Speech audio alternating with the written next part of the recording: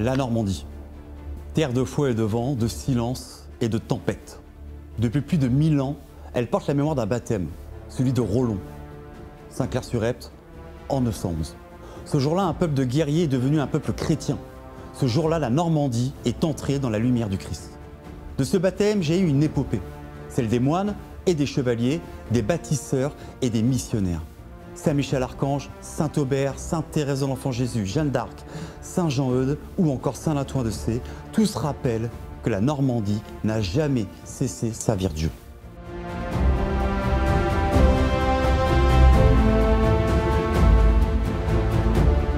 C'est pour raviver cette flamme que 600 pèlerins ont marché vers le Mont Saint-Michel. 2 jours de prière, de chants et de joie, du bocage jusqu'à la mer, 2 jours pour remettre la Normandie sous la protection de l'archange.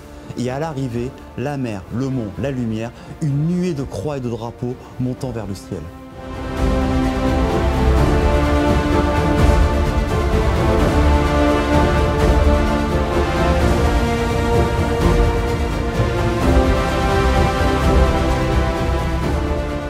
Ils étaient nombreux à redécouvrir la foi, à goûter la joie simple du silence, à se laisser toucher par la beauté de la liturgie et la force de la fraternité.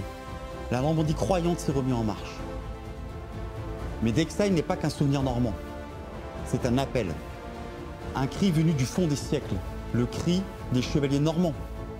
Dieu aide, Dex aille, à la suite de Guillaume le Conquérant. Aujourd'hui encore, il retentit pour nous rappeler que le vrai combat est spirituel.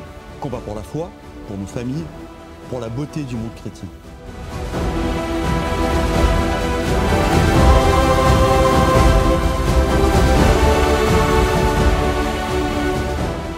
Marcher, c'est se convertir. Le pèlerinage est la prière de l'Occident chrétien.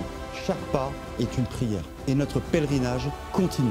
Car la Normandie est une terre sainte, constellée d'innombrables sanctuaires. Lisieux et la Petite Thérèse, Rouen et Jeanne d'Arc, Montlégion et sa prière pour les âmes du purgatoire, Sées et son premier évêque, Saint-Latouin.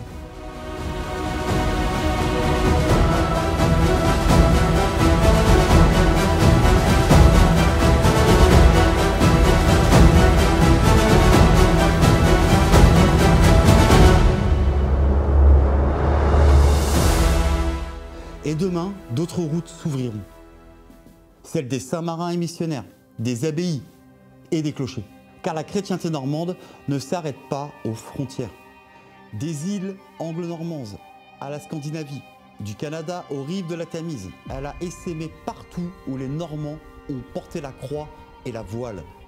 Là-bas, d'autres frères nous répondent.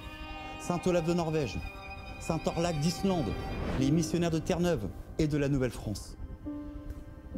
Tous enfants d'une même foi, filles de la Normandie baptisée.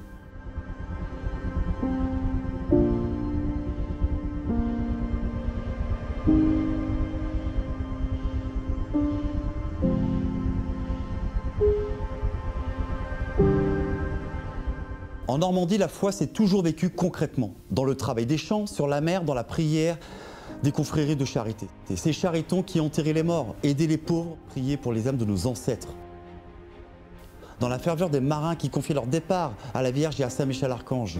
Et dans le culte des Saint-Anges, si cher au vénérable Henri-Marie Boudon, archidiacre d'Évreux, apôtre du ciel et des chœurs angéliques.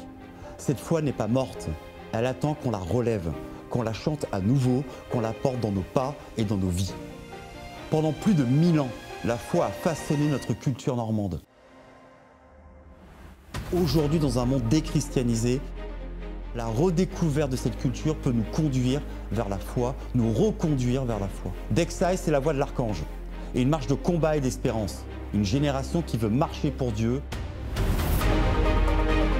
réenraciner la foi sur nos terres et à bâtir à nouveau la chrétienté de demain. Saint-Michel-Archange, défendez-nous dans le combat. Normandie catholique, lève-toi et marche.